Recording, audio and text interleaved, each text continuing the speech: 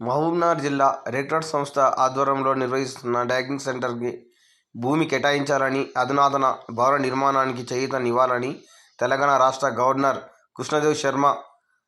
గారిని Mahabubnagar MLA NM Srinivasa Reddy red cross సంస్థ రాష్ట్ర చైర్మన్ కార్యదర్శులతో కలిసి వినతి పత్రం సమర్పించారు.